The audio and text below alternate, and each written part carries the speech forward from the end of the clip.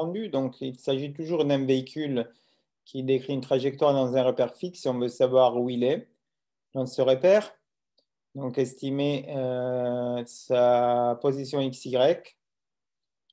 Pour cela, on a utilisé les codeurs des roues pour trouver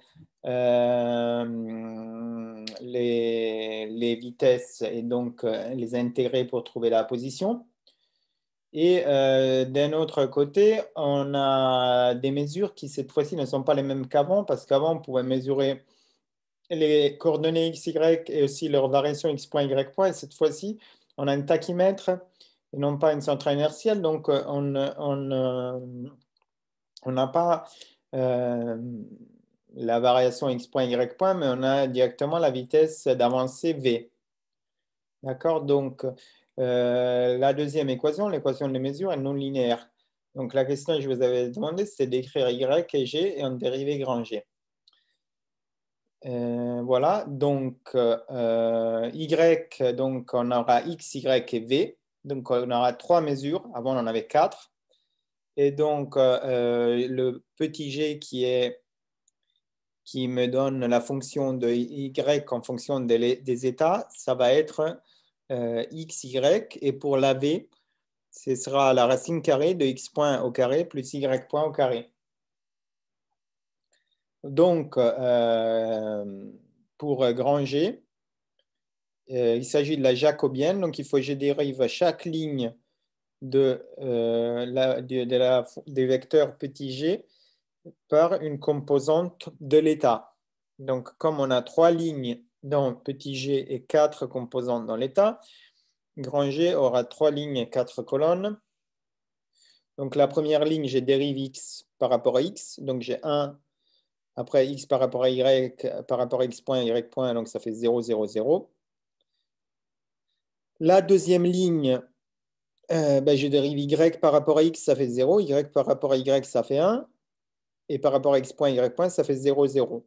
Okay. La troisième ligne, c'est là que ça devient intéressant parce que je dérive cette expression racine carrée, etc. par rapport à x, donc il n'y a rien. Par rapport à y, il n'y a rien. Mais quand je dérive par rapport à x point et y point, j'obtiens x point sur la racine carrée machin, donc sur v, et y point sur v. Donc voici l'expression de g. Donc j'ai linéarisé le modèle de mesure autour du point de fonctionnement.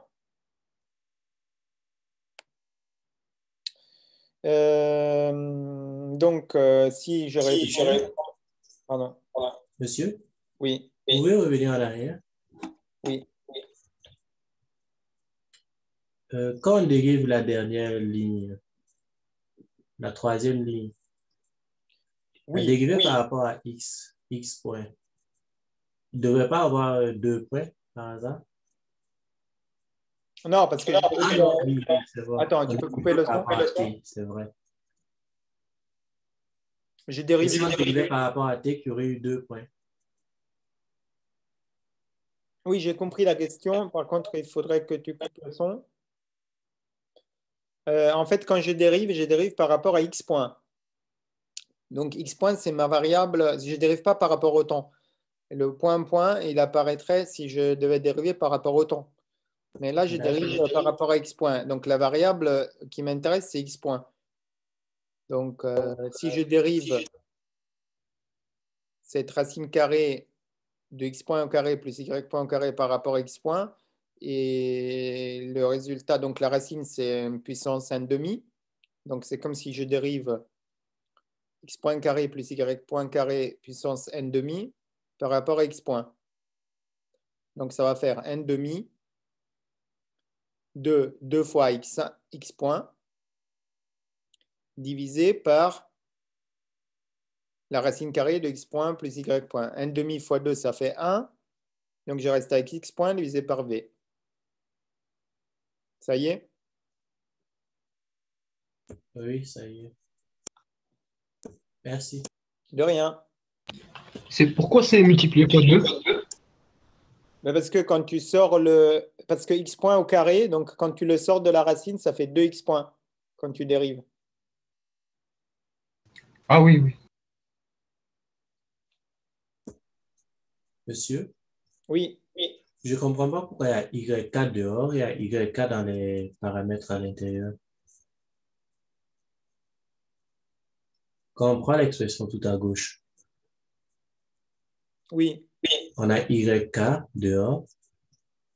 Ah oui, Ah oui.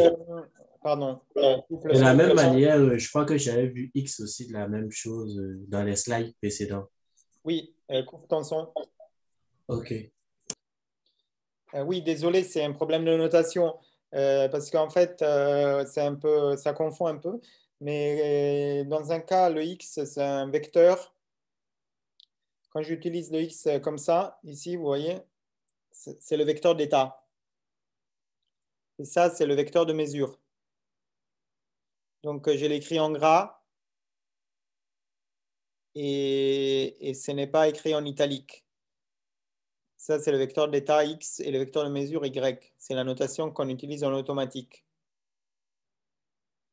Là, ici, ce sont l'abscisse et l'ordonnée du robot. Donc, ce sont des scalaires, ce ne sont plus des vecteurs. Donc, je les écris en italique et non gras.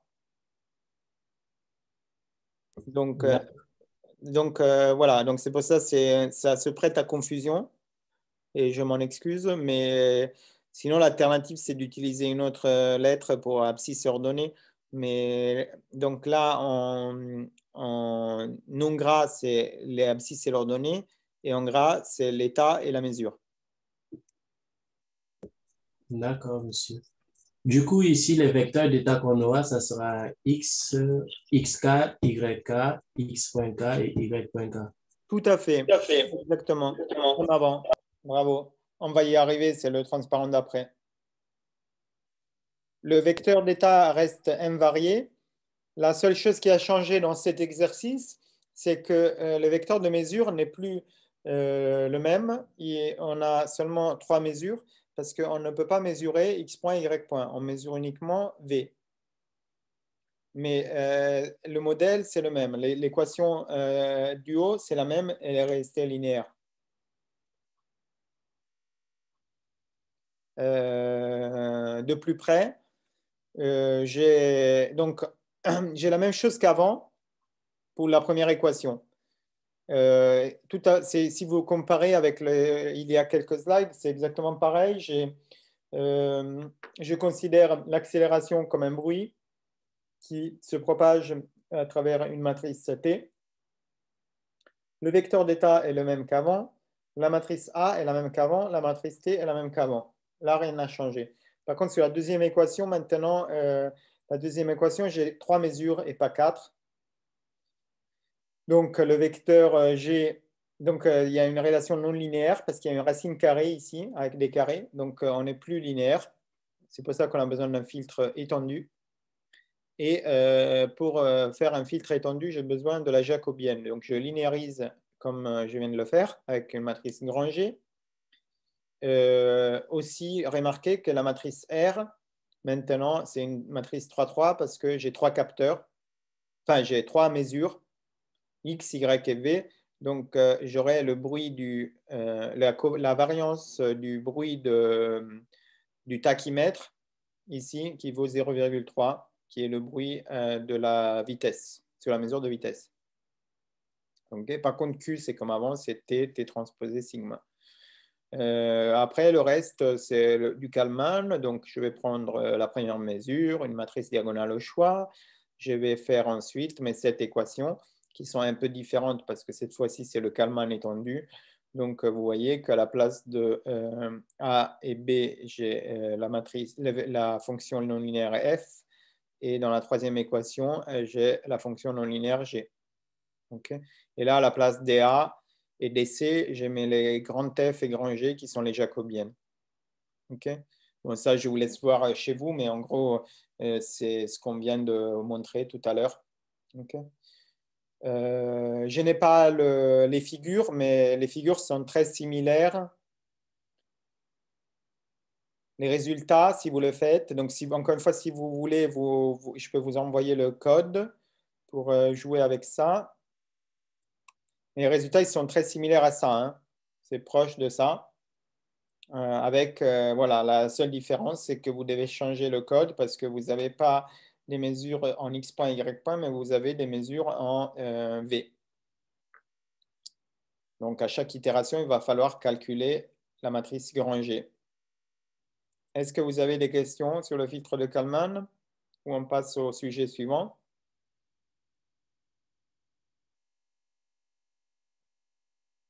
Monsieur, Oui. au niveau du calcul de la jacobienne, grand G, je n'ai Oui. pas compris pourquoi on fait la dérivée par rapport à x point.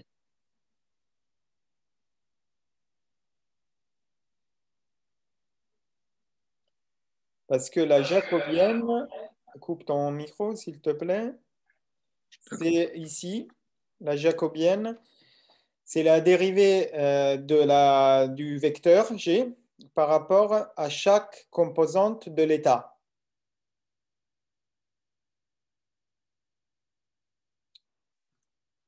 Le vecteur G, il a 3 éléments, 3 lignes, et l'état, il a 4 composants, x, y, x point et y point. Donc, si je veux... donc, il va falloir dériver chaque ligne par les 4 états.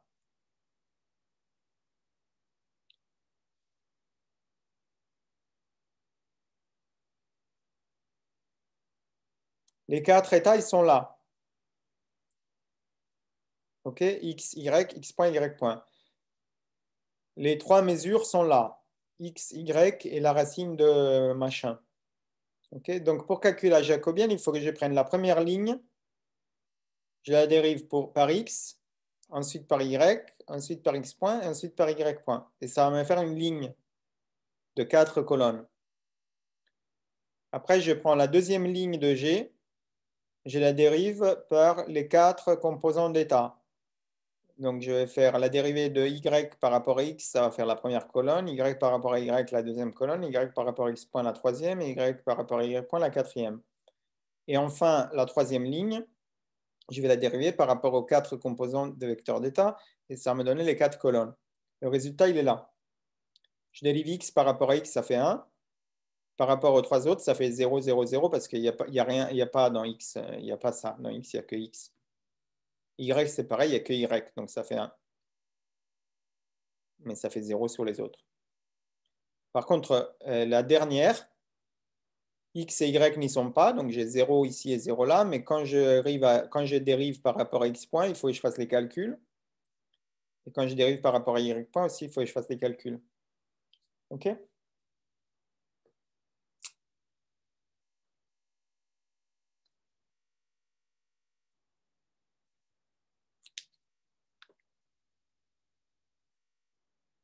Est-ce qu'il y a d'autres questions? Monsieur, Oui. Excusez-moi, sur grand G, la matrice grand G, il y a x point sur VK. Oui. Cette calcul, vous avez dit que comment on peut le trouver? Oui, parce que Comment en aller sur les résultats? fait, oui, il faudrait que je le fasse. Malheureusement, je n'ai pas de tableau. Mais en fait, quand tu dérives ça, Mhm, ça c'est x point au carré plus y point carré à la puissance n demi. mhm. Tu es d'accord avec moi? Ah, oui. Donc, si je dérive par rapport à x point, ça va faire n demi qui Mhm, multiplie 2x point fois mhm, parenthèse de tout ça, x point carré plus y point carré, mhm, puissance moins n demi. mhm, Moins n demi, c'est comme une racine, mais au dénominateur. mhm. Donc, ça veut dire que je mets ça au dénominateur, et ça, c'est v. Donc, ça revient à diviser par v. Si tu le fais au stylo, Euh, tu vas avoir. En fait, quand je passe ça, ça c'est toujours v, et ça va passer au dénominateur, parce que ça va être à puissance moins n demi. Donc, c'est comme si je divise par la racine carrée. d'accord, d'accord. Si tu le fais V, au stylo, tu c'est verras racine. très vite. Hein. Tu Oui, le oui. fais au stylo, En tu fait, verras. c'est juste la valeur de V qui était Ben comment oui, parce que je pourrais l'écrire en entier. en racine carrée. Oui, Oui, oui. oui, oui, V, oui, c'est un oui. racine carrée.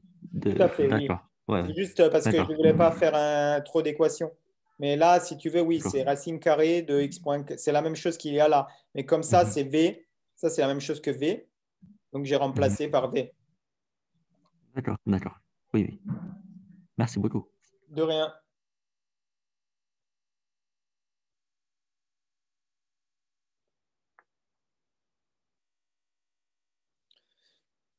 OK, donc là, on a parlé de localisation.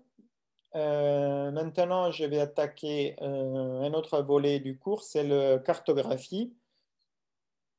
Donc, je vous rappelle que quand on fait une cartographie, c'est le problème inverse, c'est-à-dire qu'on sait où est le robot et on souhaite connaître l'environnement. Donc, l'environnement inconnu, le robot, il est soit autonome, soit téléopéré.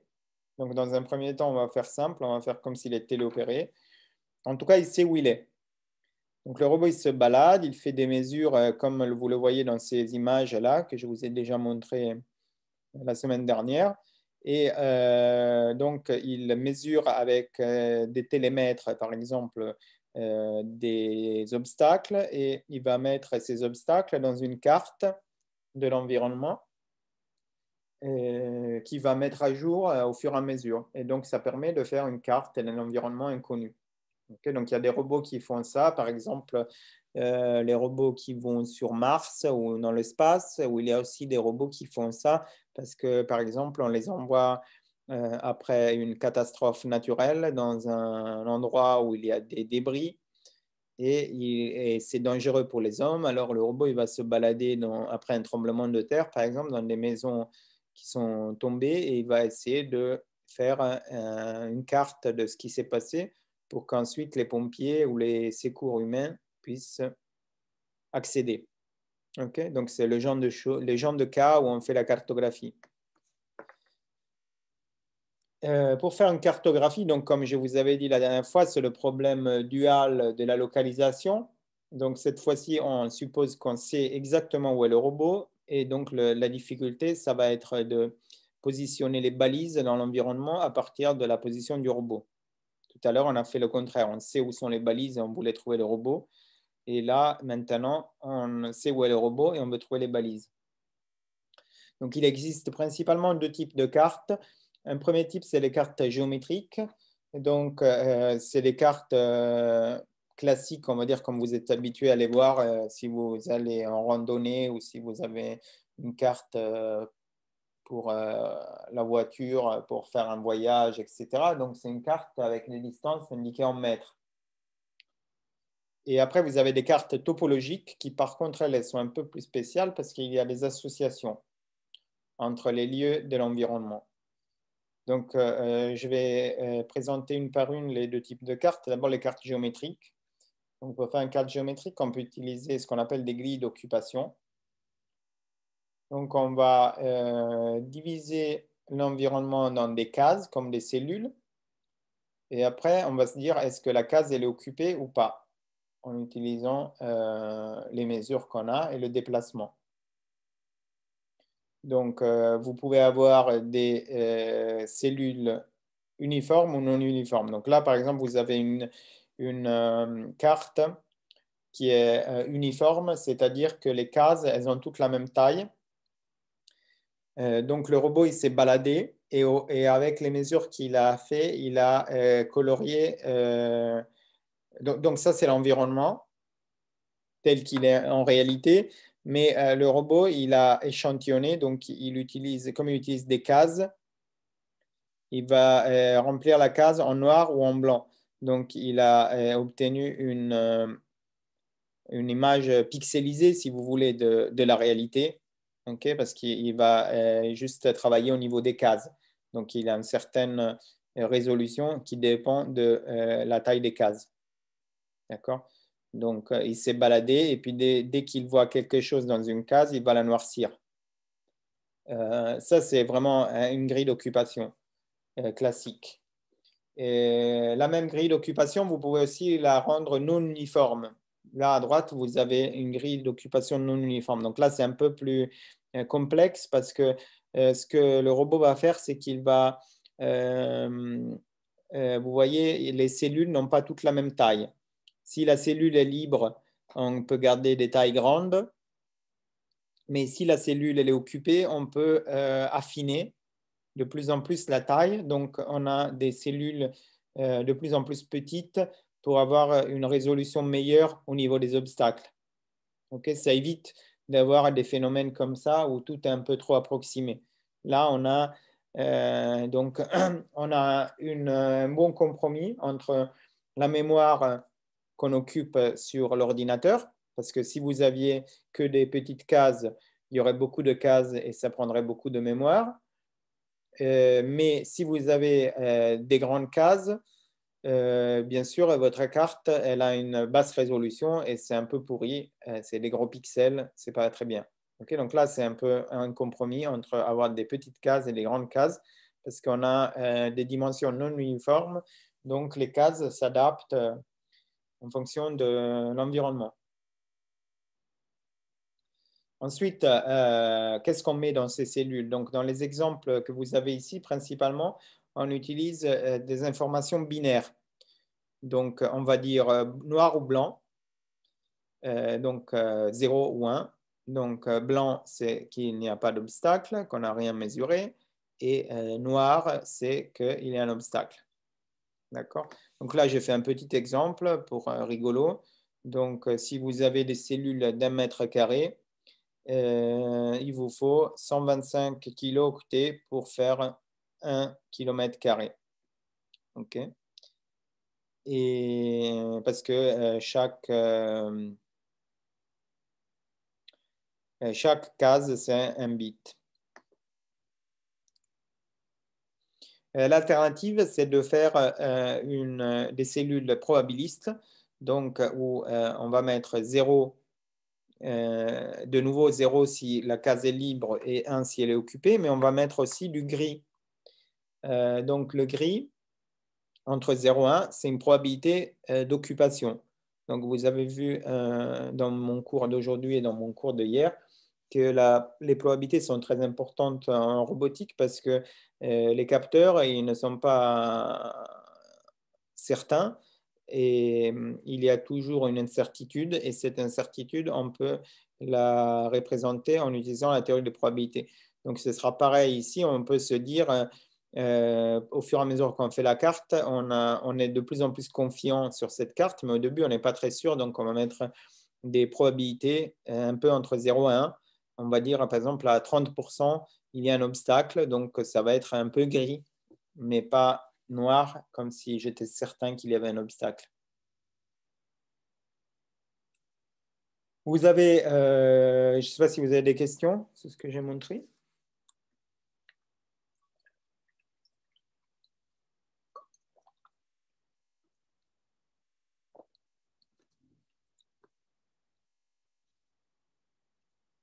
Vous avez ensuite des cartes topologiques. Donc là, c'est pratique quand on a des environnements de grande taille. Et donc, ça devient compliqué d'avoir une carte très, très grande. Donc, ce qu'on va faire, c'est qu'on va faire plein de cartes. Et après, on va essayer de les relier avec ce qu'on appelle un graphe. Donc, un graphe, c'est un ensemble de nœuds.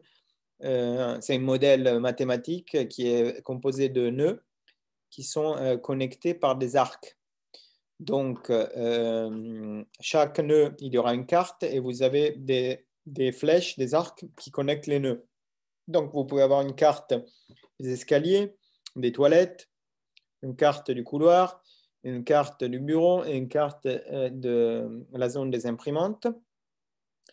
Et votre robot, il va se déplacer entre ces 5 pièces et à chaque fois qu'il change de pièce, il va charger la carte correspondante. Pour savoir s'il change de pièce, il va regarder la carte topologique de plus haut niveau et donc il va regarder quelle flèche il a parcouru. Okay, par exemple, s'il passe des toilettes au bureau, donc cette flèche-là, et voilà. Et à chaque fois, il va charger la bonne carte.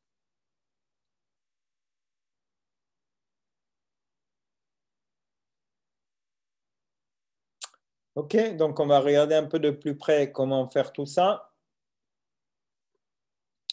Comme on a dit auparavant, si on fait une cartographie, c'est qu'on connaît exactement la position du robot et on connaît parfaitement les balises, l'identité des balises. Donc ça, c'est quelque chose d'important qu'on verra ensuite, mais ça veut dire qu'on arrive vraiment à reconnaître une balise de l'autre, ce qui, avec un télémètre, n'est pas toujours évident. Souvent, il faut une caméra pour faire ça.